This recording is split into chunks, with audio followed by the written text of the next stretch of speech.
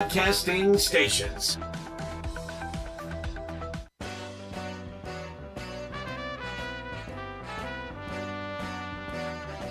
It's time for Wolo and Friends on Sports 56 and 98.5 FM.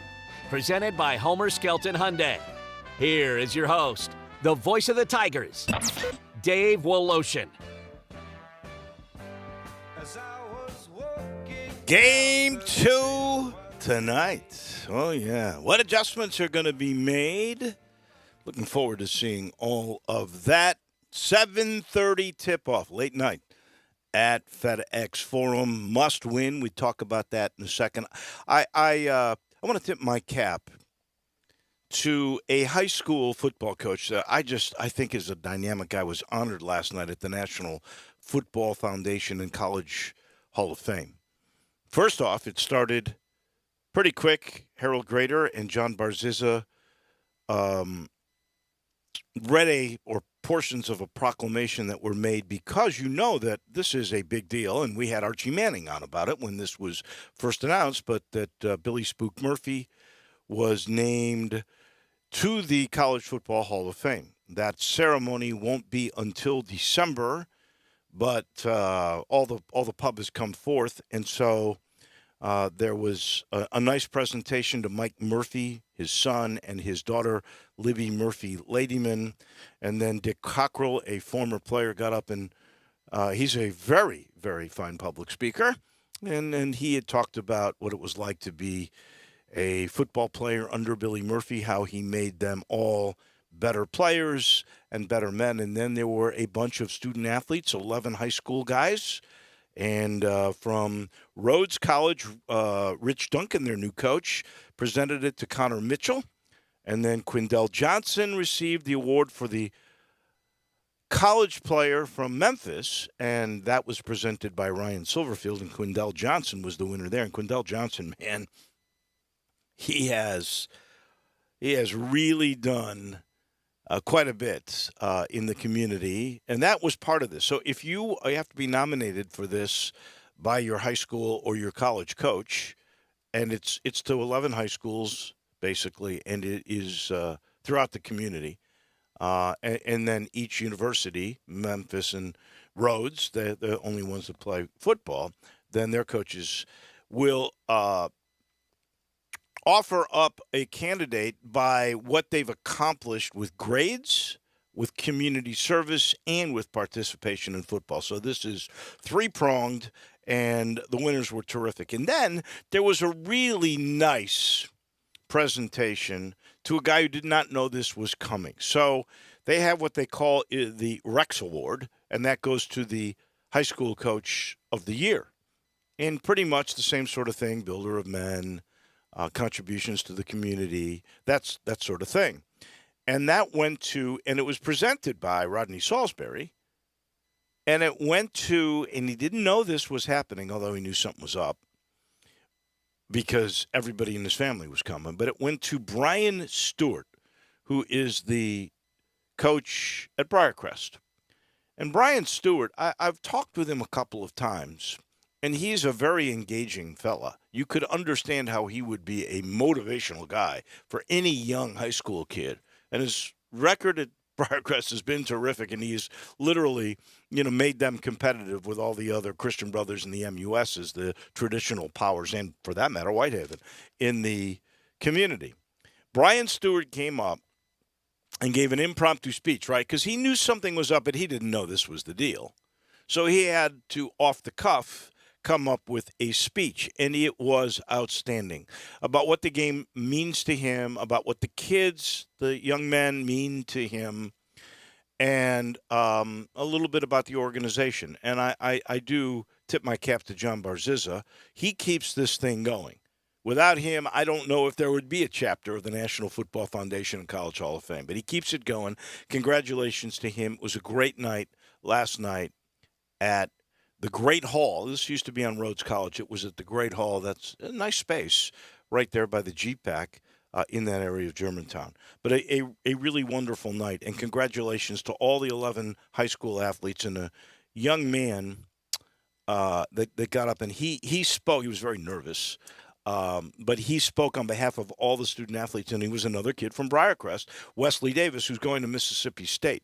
And he came up and he was eloquent and spoke on behalf of all of them. So congratulations to all of the winners last night. And really everybody was a winner. Ryan Silverfield got up and talked. And we had not seen that. I did not realize Rhodes College also has a new AD. I thought Mike Dean was – when did you know? Matt Dean. I mean, Matt Dean. He stepped down, so he is in more of a fundraising role now. It's Wow. now Jim Duncan, who's been in the athletic department for a very long time.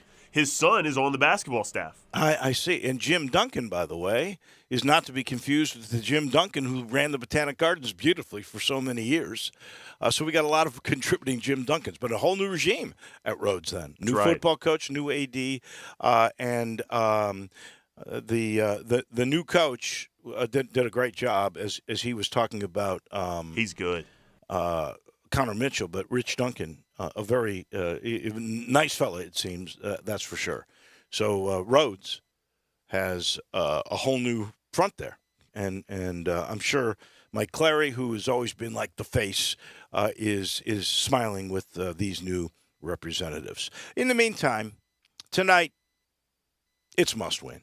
I know the Grizzlies are going, John Morant said yesterday in a press conference, we can't look at it that way. Can't put that kind of pressure on ourselves. And I understand that. And I like the fact that I think Taylor Jenkins, and I'm quoting here, so this is not my verbiage, but what he said is, we're not nervous, we're pissed. They're unhappy with the way they played. And I don't blame them for being unhappy with the way they played because they did not play well. You can't give up 41 points in the first quarter and say you're playing well. You can't hit 7 threes and give up 16 and say you're playing well. You can't be out-rebounded by 11 and say you're playing well. So what will they do differently tonight?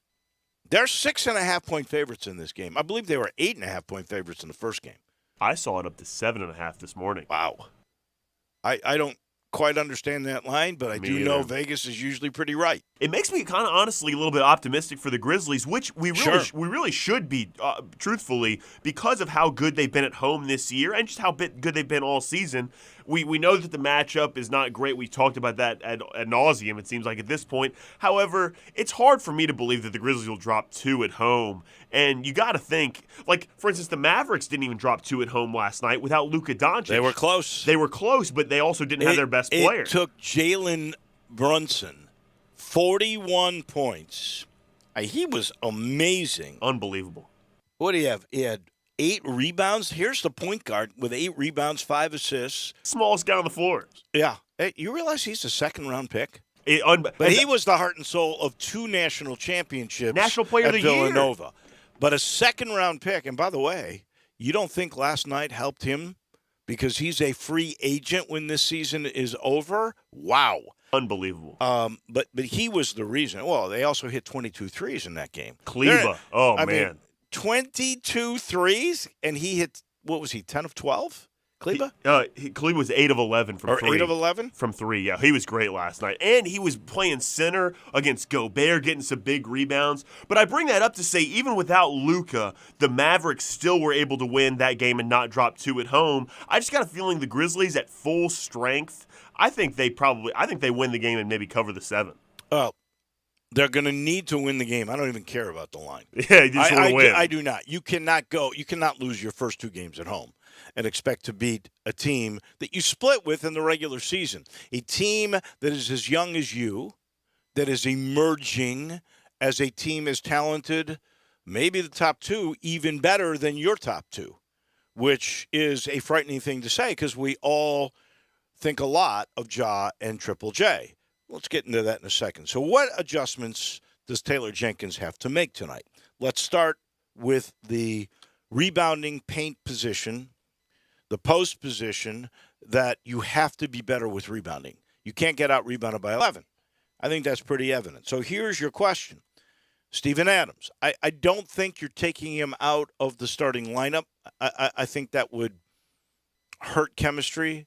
But I think you got a quick trigger if he continues to flounder. I was watching the pregame stuff, and I think I said this to Brett Norsworthy. I was certainly thinking it. I looked out, and it almost appeared as if Steven Adams, as they were getting all set to go, looked like almost lethargic. Like I'm just thinking, and I said, man, nothing makes Steven Adams nervous. He's just so laid back. And then he laid the egg.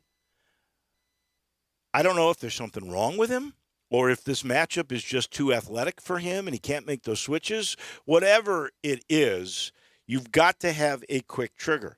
So how quickly do you bring in Brandon Clark? Or, and I've not heard anybody say this, but Tillman. Tillman is a big body that does seem to be quick enough and strong enough to battle with Vanderbilt and with Karl Anthony Towns inside.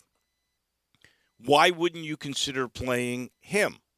Yeah, I don't think that's a bad idea at all. Certainly, if you find that you can't play Steven Adams a number of minutes that you want to, it'd be really difficult to make extend Brandon Clark's minutes out. Tillman's an excellent option in there that I agree is the same benefits that Brandon Clark has to playing you get with Tillman as well. They're very similar in the way they style of play and physicality and stuff like that.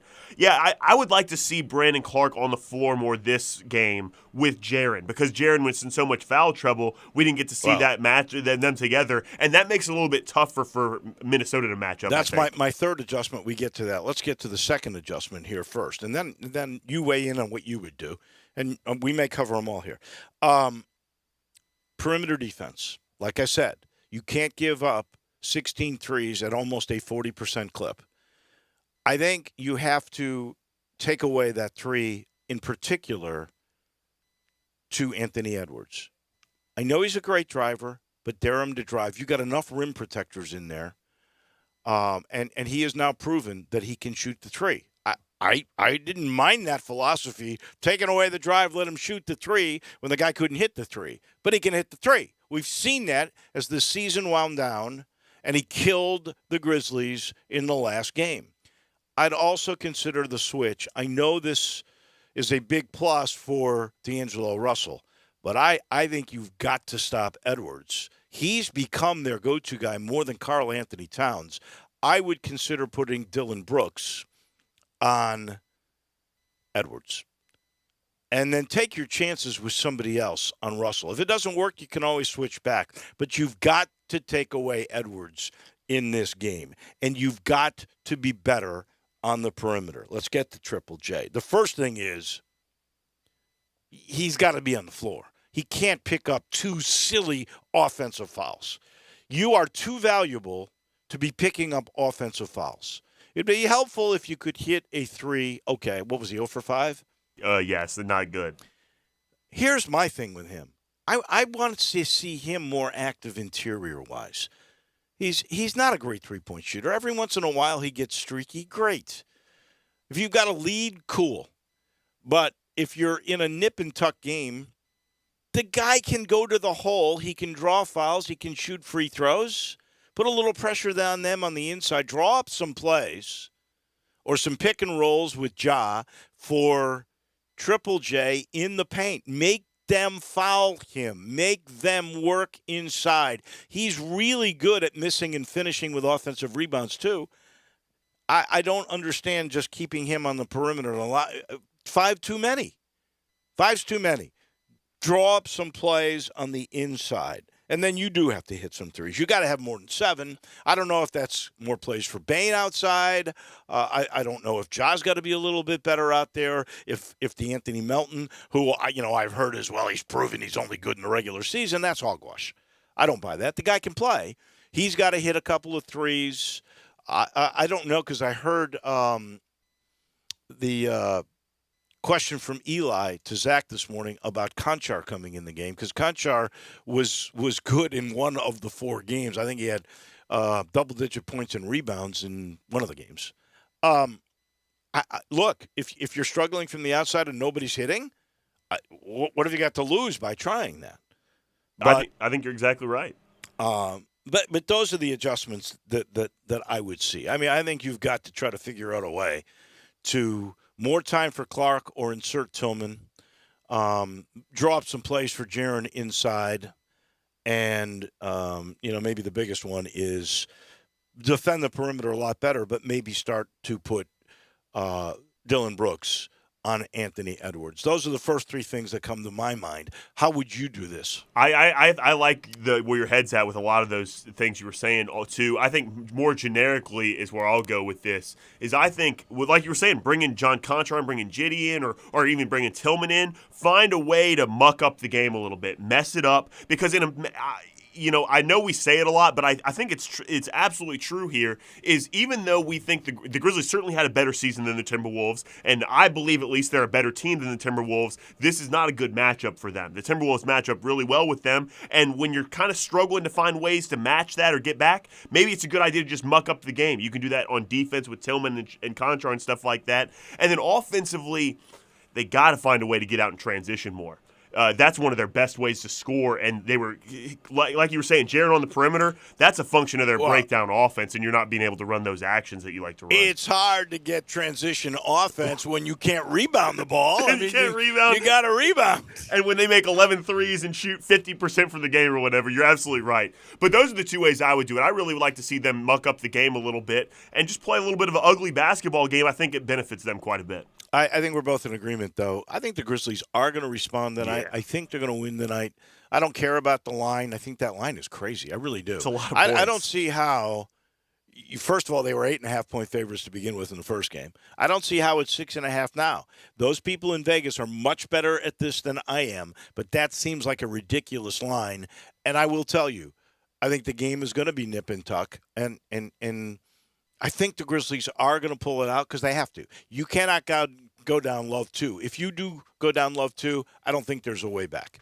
I don't. Not against this team because you're too evenly matched. I know it's a 2-7, and I think the Grizz are a legit 2, but I think the Timberwolves have gotten better and better as the season has gone on, and I think they're a really good 7, better than most 7s. No doubt about that. And playing their best, like you said, playing their best basketball of the season, I would say, too. Although, you know who the other 7 is?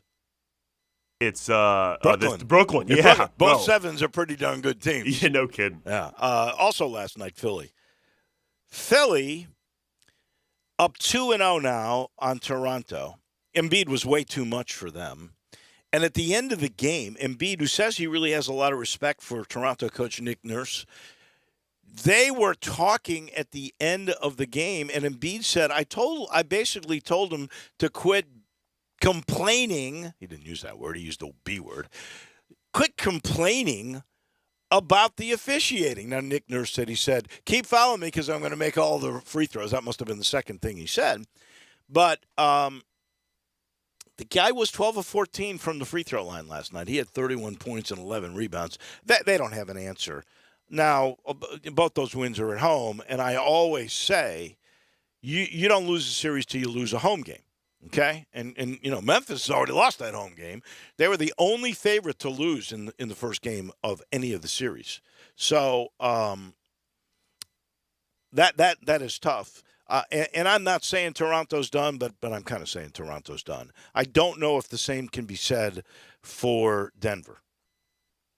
Denver last night. Did you see this? It was an unbelievable game.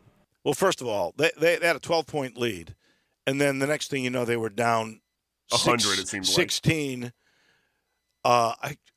Did I hear this? I think it was Eli who just said, I was thinking the same thing, but when Steph Curry is in the game, in this series, 2 games, the Golden State Warriors, because he's coming off the bench, Jordan Poole's been so good. I mean, 30 in the first game.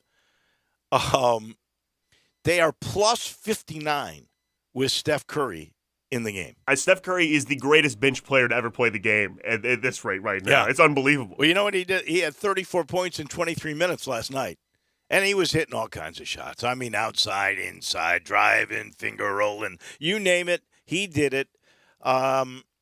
And that combination with Poole, wow. And then you got Klay Thompson, who looked like Klay Thompson again. And here's the most amazing thing that occurred for me, and this is right in the middle when they're making this run after they were down 12. Boogie Cousins had come into the game. Jokic had some foul trouble, and so they took him out. And there was a period of time where Cousins came in, and they made this run. They built the 12-point lead with Jokic on the bench. Then as they're losing this lead, Will Barton and Boogie had to be separated. I don't know what the complaint was. I haven't read anything about from post game comments, but literally they benched Boogie and they had to calm down Will Barton. And Barton, at this point, with all the injuries they've had with the point guard Murray and with Michael Porter, Will Barton's clearly the second best player behind Jokic. They got to keep him happy. And they were trying to soothe some ruffled feathers there. I'm not saying that series is done either, because Denver's good and they got Jokic and they're going home to altitude. But I will say, it did not look good. It looked like a disheveled team. Talk about a must-win. Getting beat up the way they had the first 2 games, the Nuggets, the way the Warriors played. This third game in Denver, they got to win that game. Oh, if they don't win that game. If that's over, it's a sweep. Because they won't care. And Golden State's finally healthy. The only piece they don't have, honestly, is James Wiseman. And I don't know if that piece will ever be a piece, because he's been around 2 years and he's done nothing. He's at a rehab in the G League, and they said he's out for the rest of the year. So I have no idea. I only wish him the best, honestly. I really do. But because I thought that was just a blessing that he got put with that team, no doubt. All right, one last thing before we take the break. We'll kind of talk some baseball with Tim Doolin, and Mike DeCourcy is going to join us. I got a bunch of questions to him about that new NCAA Constitution and postseason bans. And, oh, man, real quick. The debate about Tyler Harris. And I see both sides. I mean, Tyler Harris was a great story. Tyler Harris, who, and I think I've said this on the air before, Tyler Harris was instrumental in helping this team this year. There's no question about it. The biggest game for turnaround, even, I asked Penny, the moment this season turned around, when they were down by 13 at the half in Tulsa, where they hadn't won in a while. And Harris was great in that game. He was instrumental in a couple of the Tigers' victories this year. He came back and he played. I think he tried to be a much more complete player. He had a positive attitude. He didn't sulk when he wasn't getting minutes. When he missed threes, he still wasn't. If he missed his first couple threes, he was not going to be a great offensive guy. He tried to play defense, but there's the deficiency. That deficiency I know very well. It's called height. I mean, he can be as quick and he can jump a little bit, but he doesn't have long arms, and he's small.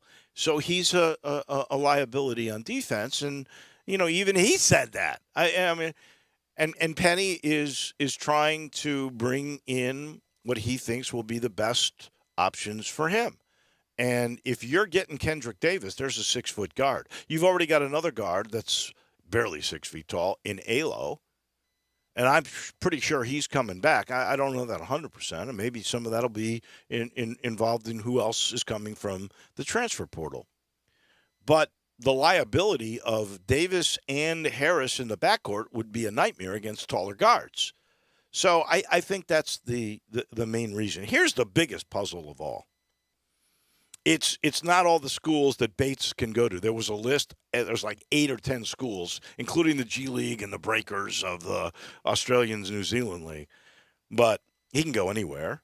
I'll be curious to see where he goes. Certainly not Duran, who decided yesterday to enter the draft. We all knew that was going to happen. He's going to be a lottery pick, and that's great for him. Here's the biggest question I got is Earl Timberlake. Did you see where Earl Timberlake is going? No. Earl Timberlake announced late last night he is going to Bryant. Bryant from the NEC. I think that's the Northeast Conference, right? Bryant gets 1,300 people on average to their games. They were pretty good last year. They won like 22 games. I think they were the champions of the NEC. Bryant. The Bulldogs. And the American East Conference. Oh, the American East? Huh. Okay. That must be in a different conference for other sports then. But why would you go there?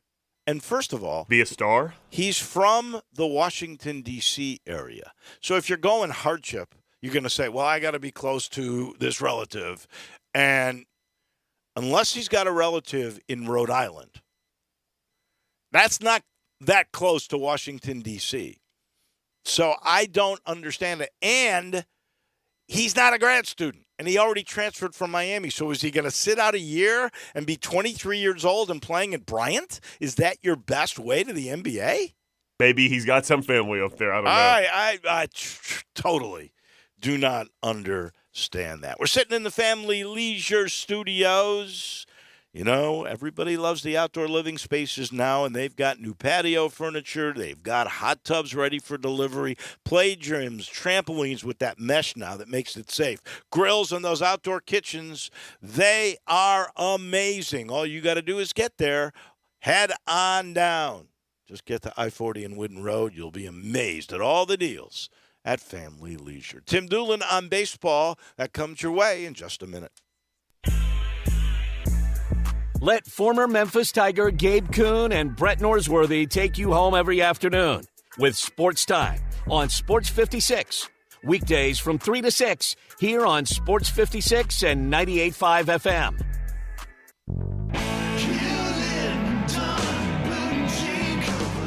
Hewlett & Dunn Boot and Clothing Company, we have it all. From handmade Amish leather belts, fine and casual clothing, boots, casual boots, work boots, fancy boots, and even safety-toed boots. Lots of cowboy hats to choose from, even Nebo lights, Orco hard coolers, good-looking duckhead dress shirts, duckhead caps, shorts, and pants. Tons of jeans from Ariat, Wrangler, Devil Dog, and Kimes Ranch jeans.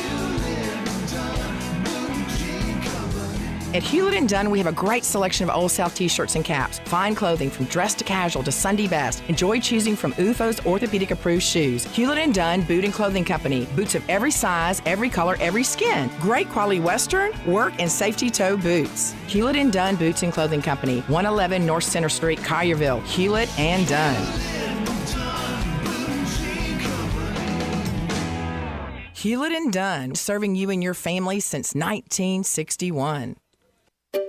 Finding great candidates to hire can be like, well, trying to find a needle in a haystack. Sure, you can post your job to some job board, but then all you can do is hope the right person comes along, which is why you should try ZipRecruiter for free at ZipRecruiter.com/free.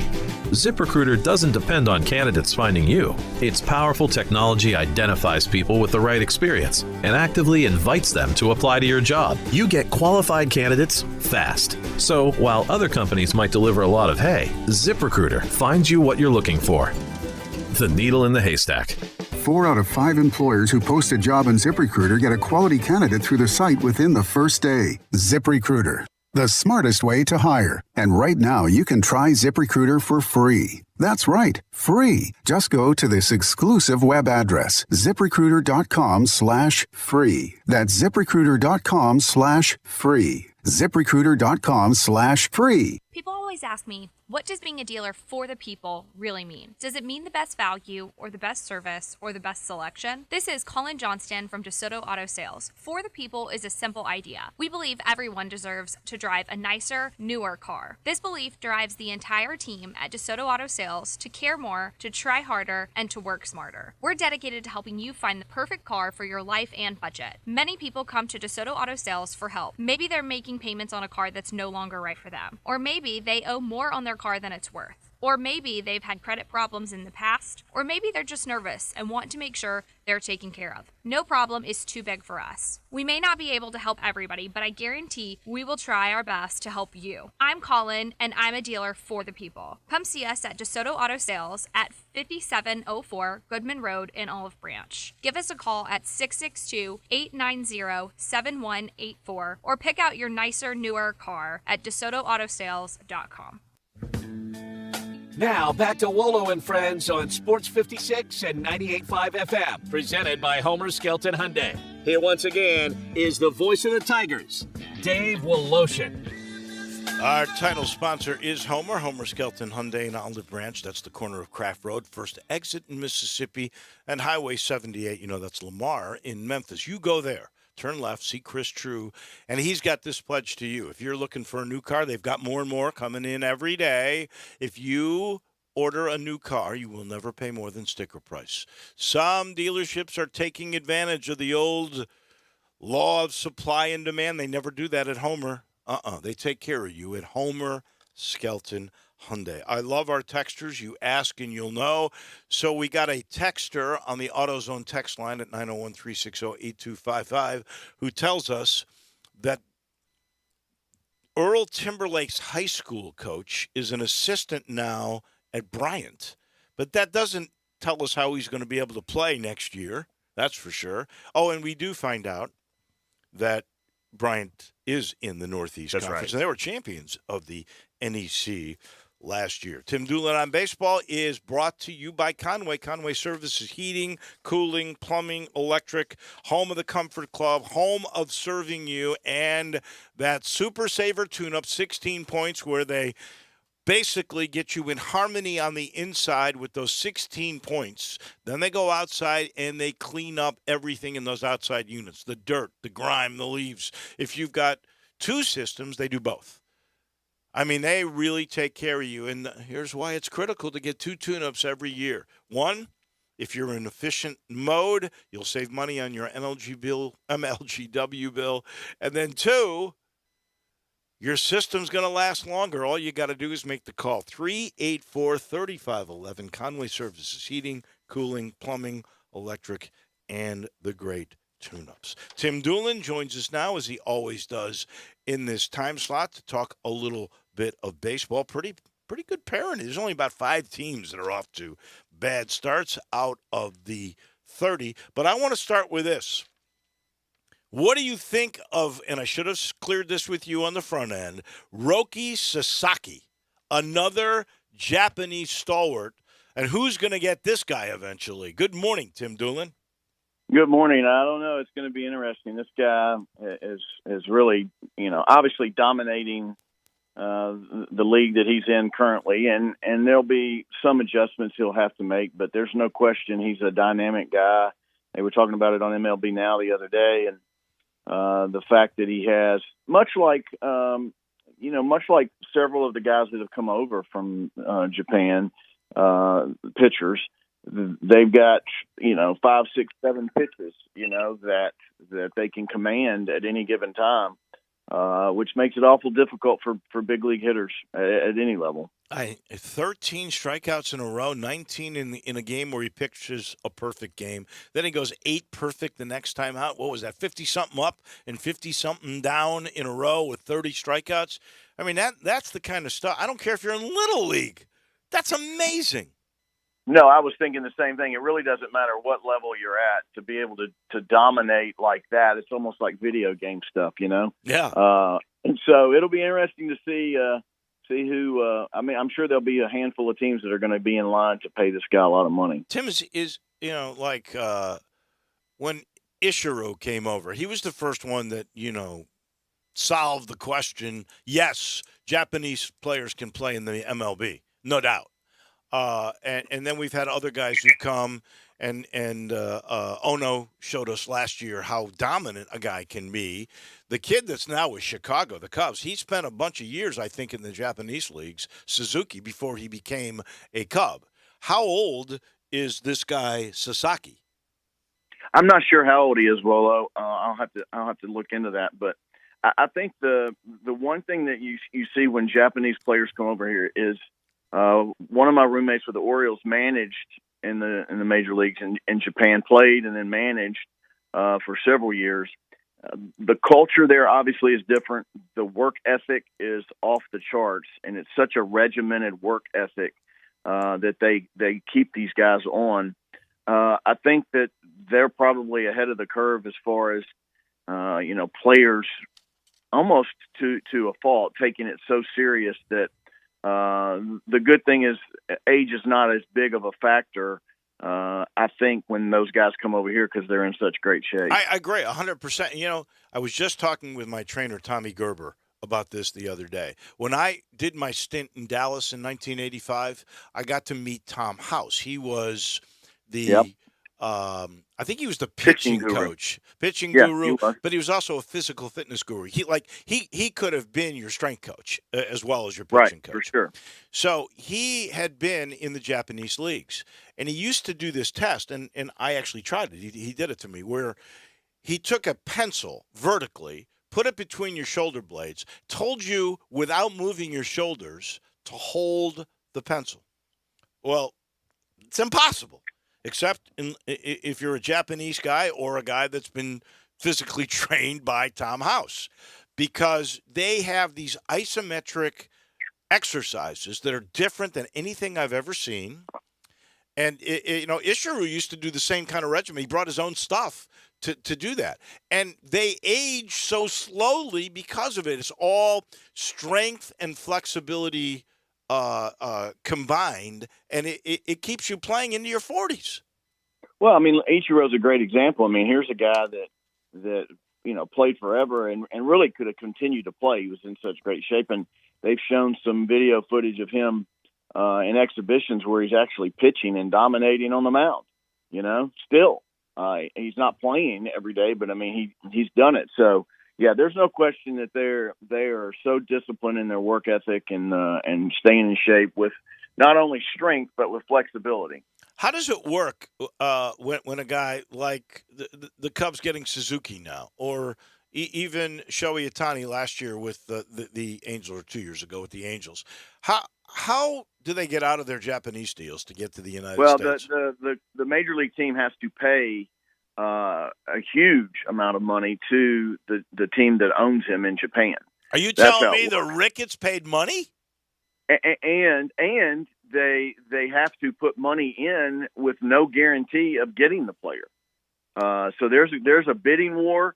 That's about the extent of my knowledge of it, but I do know that they're actually buying the player from the Japanese team, much like at a smaller scale, much like if a major league team goes and it's going to start happening more and more because there's more independent teams in the United States. But let's say you played for the Schaumburg Blue Jays outside of Chicago. It's an independent team.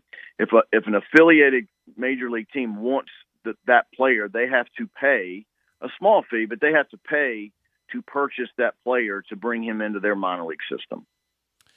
All right. I'll turn to major leagues in a minute, but I know you know the Tennessee baseball coach pretty well. He's done a remarkable job. I think he's helped fundraise. They got like $55 million coming their way to redo their baseball stadium.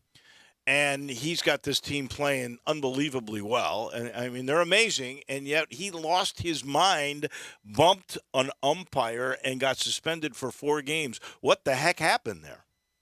Well, I mean, he's just it's all part of not just his personality, but really his the culture that he's built there in a very short period of time. He's a very aggressive recruiter. He's got a great personality. He's dynamic. Obviously, he's got the ability to raise money, so he knows how to play that game as well.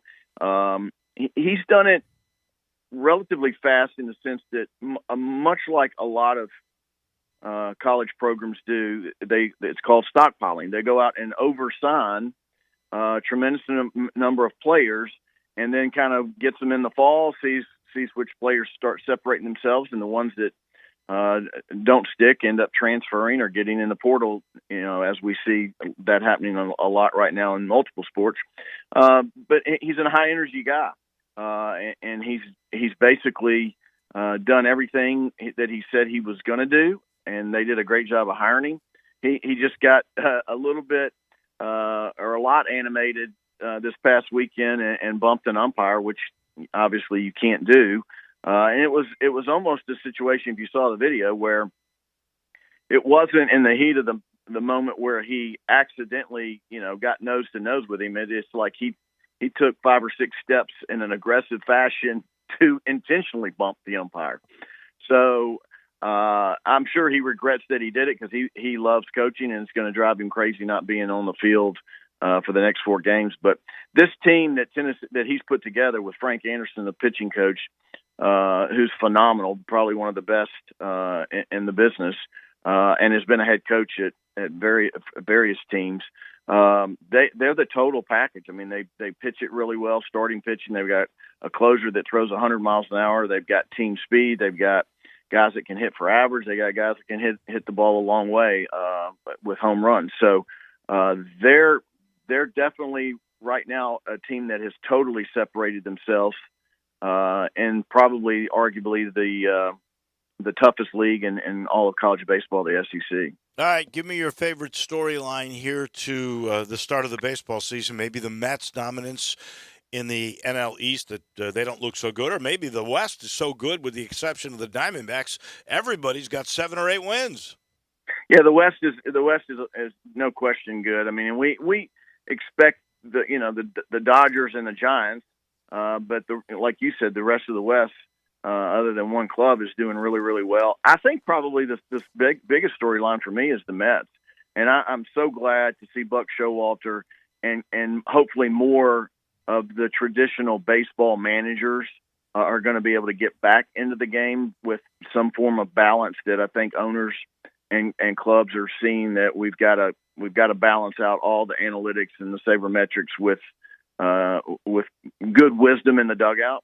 And the Mets have put together a really good club. Obviously, Cohen has spent a lot of money this offseason to do that, and I think it's been really it's been fun to watch because Buck Showalter is definitely a Hall of Fame manager in my eyes. My Cubs are hanging on with the Cardinals, tied for first, even though they've played 2 more games, but not bad. They beat the Rays last night. That's always fun. Thank you, Tim. We appreciate it. We'll talk to you next Tuesday. All right, Wolo, thank you. That is Tim Doolin, our man on baseball. He is brought to you by Memphis City Golf. I love how Memphis loves golf, including city government. Overton is getting redone. Pine Hill is being completely renovated, and Fox Meadows is getting new greens within the next month. So play it while you can. No, they're going to have temporary greens there. Public golf has, I promise you, never been better than it is right now. And there's a new app for your phone, Memphis Public Links, where you can make tee times. You can view special offers, get tournament information, find out the latest golf news, and virtually stay in touch. You can download it on the Apple App Store. And there are several new golf tournaments this year, including the Mayor's Cup, and there will be a Player of the Year based on performances throughout the season. You can't beat Memphis golf. Galloway is in absolutely perfect shape. Audubon is right in the heart of the Poplar Corridor. It's a true test of golf on any level. And by the way, they're going to get redone as soon as Pine Hill is completed. The city has invested in public golf like never before. So, if you haven't played a city course in a while, try it. I promise you, you'll love it. Memphis City Golf. We'll pause for a second. To Indy we go. NCAA basketball, transfer portals, new constitutions in the NCAA. Our Hall of Famer talks about all of that. Mike DeCourcy comes your way in just a minute. Start your day with Sports 56 Mornings with Greg Gaston and Eli Savoy. Weekday mornings from 7 to 10, right here on Sports 56 and 98.5 FM. Hi, fellas. It's Bill Russell at Russell Brothers Fine Jewelers, and I want to make you aware of something. Did you know that April is Diamond Month? Well, it is. And if your wife or your girlfriend or maybe your daughter has a birthday in April, diamond is her birthstone. If your wedding anniversary is in April, then your wife surely deserves a diamond. Whatever the occasion, a small gift-wrapped box containing beautiful diamond jewelry from Russell Brothers will always hit a home run and make you a hero in her eyes. A ring or a pendant, earrings or bracelet. You just can't go wrong with a piece of diamond jewelry from Russell Brothers. It'll be a gift that she'll treasure for many years. For 5 decades, Russell Brothers has been helping Memphis men find the very best in diamond jewelry for their sweethearts. In yellow or white gold, in platinum or sterling, you cannot go wrong with a gift of exquisite diamond jewelry from Russell Brothers Jewelers, 4646 Poplar at Perkins. Hi, everybody. Greg Gaston for FanDuel. Add a little excitement to your sports watching experience by betting on all the action on FanDuel Sportsbook. There's a reason why FanDuel is America's #1 sportsbook. Their app is simple to use. They've got great odds on all different betting markets, unique fun bet types like same-game parlays, and exclusive always-on promotions such as enhanced odds boosts on the biggest events that let you get more action out of every game day. And if you win, they even get you your winnings safely in as little as 24 hours. Download the FanDuel Sportsbook app to get started, and be sure to sign up with promo code GASMAN so they know I sent you. That's FanDuel Sportsbook, promo code GASMAN. Must be 21 or over and present in Tennessee. First online real money wager only. $10 first deposit is required. Bonus issued is non-withdrawable site credit that expires 14 days after receipt. Restrictions do apply. See full terms at sportsbook.fanduel.com. If you have a gambling problem, call Tennessee Redline at 1-800-889-9789. How do you make the most of your land? Everyone has their way. The Nelsons depend on their John Deere Gator XUV 835R to get from point A to point B with decoys and the dogs. As much as we got going on, it's all about efficiency. And if you ask the Mosers what they use their Gator XUV 590M for, they tell you. The most fun we have on the Gator is just ripping around the property. There are millions of ways to make the most of your land. Learn how to make the most of yours at Deere.com. Nothing runs like a Deere. Hi, folks. Bob Burkham for Sunrise Chevy. Good news for new and used car and truck buyers. The Sunrise Chevy Ranch has a great selection of new and used cars and trucks, and Sunrise specializes in low monthly payments and secondary financing. At SunriseMemphis.com, you can select your vehicle, get your trade appraised, arrange financing and delivery. We'll deliver right to your doorstep, inspected and ready to go, no matter what your past credit. Sunrise wants to get you financed. Immediate financing with next to nothing down. Need body or service work? Bring it to Sunrise or schedule an appointment online. Find new roads to Sunrise Chevy, 385 in Houston, Levy, Collierville.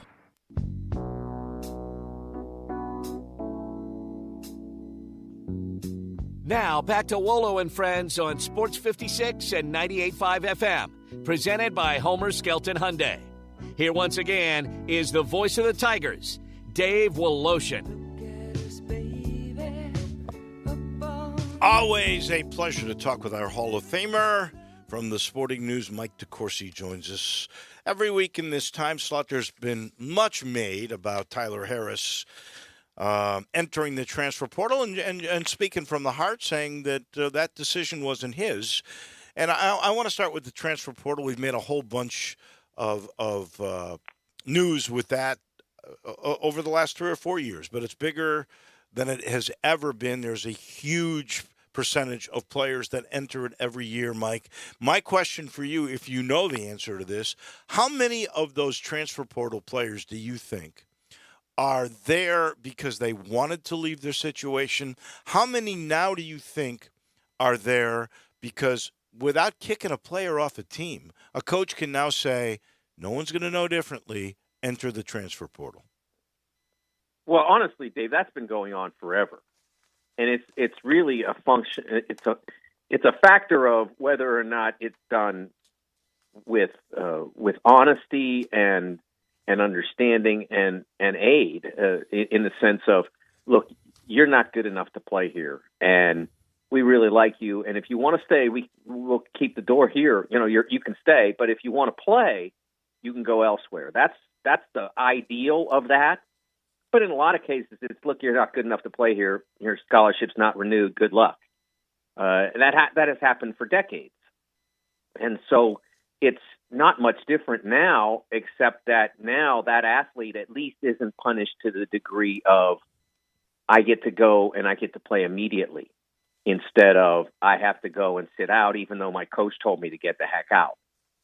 So that's the difference. And that's what's often overlooked by the people who are making such a show of complaining about this new circumstance where we have, I think, in the neighborhood of 1,400 athletes in men's basketball who have transferred since the end of the regular season. And in all honesty, Dave, that's a lot, but it's not that many more than what we were getting when athletes had to sit out.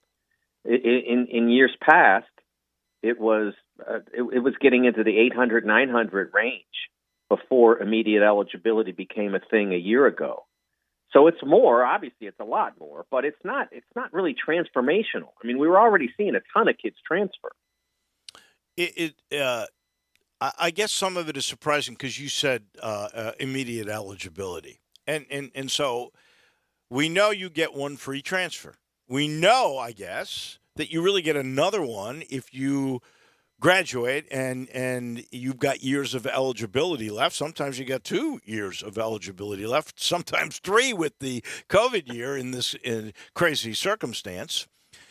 But what if you've used your transfer and you're not a grad student, and I bring this up because I would love your take on the Earl Timberlake situation, because it's a curious one to me. Here's a guy who was injured all the time he was at Miami. The 1 year, he was supposed to be a one-and-done guy. Came here, had surgery because he was misdiagnosed in Miami. They thought he had a shoulder injury, and it was a neck injury. Has surgery, and, he says it affects his shot. And so he never really shot very well here. Gives up on Memphis because I think he lost confidence in the playing time he was going to get from Penny. And transferred, and we just found out he's going to Bryant because that's where his high school coach was. He's already 22. At the beginning of next season, he would, or he'll be 22 at the beginning of next season, 23 if he has to sit out a year. How does a guy get a hardship transferring from Memphis to Bryant? That's in Rhode Island. He's from D.C. Why would you make that move if you're taking the chance you might not be able to play till you're 23? Well, I think part of it is that he might not play at all if he's at Memphis, the minutes wise. That it just that the playing time wasn't in his mind possibly there. Because look where he went.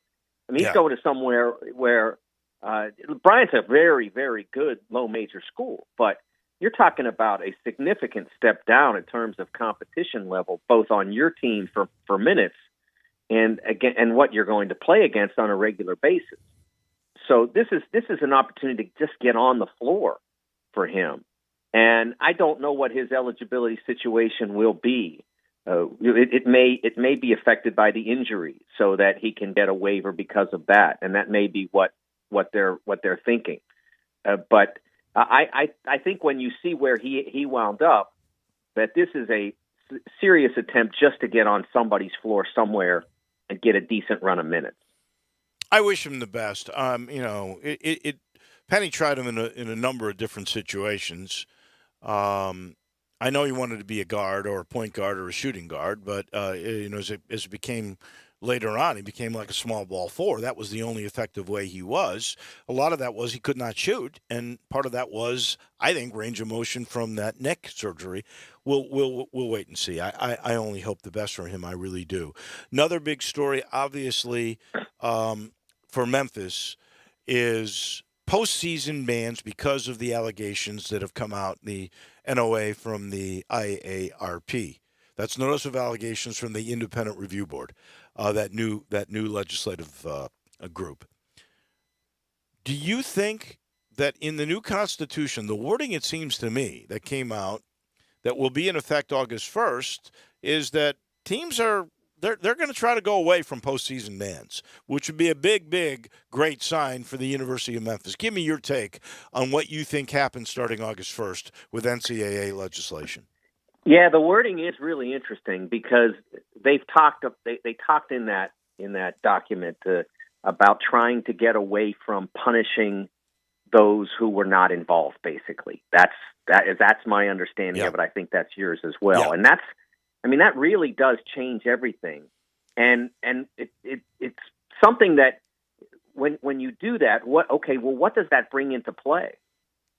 What punishments are there that don't affect the current team? Obviously, retroactive records and all that sort of stuff, but it doesn't seem to have much teeth to it. I was at the KFC Yum Center on Saturday. Deb and I went to see Elton John there. And how good? Does he still have it? Oh my gosh, so good, so good. If you get a chance, if he's wandering down in your neighborhood and you love the music, it was really something. He's great, and this is his last tour. Right. When he's done with this, he's done. Period. But I looked up in the end zone rafters and I saw the '82 championship banner and I saw the '86 championship banner, but 13 isn't there, and it's so it does have something of an impact to do that. But I don't know that it's enough to overcome postseason bans and that sort of thing. I will be very curious what they do come up with that's punitive to the programs and the actors that doesn't involve that, which they've been working on for so long. You know, the scholarship ban is something that I've campaigned against for more than a decade now. The scholarship reductions, because it's punitive to all athletes in reality. Because, you know, what I point out is that, okay, if you take 3 scholarships away from University of Louisville, okay, so somebody doesn't get to go to Louisville, well, they just go out and get somebody that maybe would have gone to, let's say, Western Kentucky. So Western Kentucky goes out and gets somebody that might have gone to, say, Bryant. And then eventually, at some point, you run out of scholarships. Right. So somebody's getting hurt that has nothing, like so far removed from any of this. Like they're a low major, maybe a D2 player, and they're not getting a grant because Louisville, once upon a time, you know, in a sort of a fictitious world here, did something wrong. So they have to get away from that, and that would be an absolute bonanza for college athletes. But to get away from the postseason bans, they're going to have to replace it with something significant, maybe money. But even then, if you're taking their money away, what you're doing is you're punishing the athletes to some extent because that money won't be available for something that goes on in the program. So I'll be very curious to see what it is that they do come up with. You and me both. Mike, as always, we appreciate it. We'll talk next Tuesday. Thank you so much. Thanks, Dave. That's our Hall of Famer, Mike DeCourcy, brought to you by Ken Garland, Custom Home Builders. He's the Hall of Famer when it comes to building custom homes. He really is. He goes back 2 generations. His dad started this company about 60 years ago now. If you are thinking of building a new home, maybe a renovation, I call it renovation with innovation. It always gets done the right way with Ken Garland Custom Home Building. Whatever your plans, contact Ken. He knows the decision you're making is one that is commitment. That's why he commits to you to work closely, ensuring you get exactly what you should expect. That's quality construction on time, on budget. He sees little details, big picture, all at once. Go see what I'm talking about. Go to kengarland.com. Once you've seen that, you're going to want to call 901-751-1632. If it's your dream home, get your dream home builder. Ken Garland, Custom Home Builders. We thank Tim Doolin and Mike DeCourcy. Johnny Radio is back. Wow, how about that? Stay tuned. Have a great day, everyone. I know the sweetest thing in Memphis, and I know it's been around for 120 years.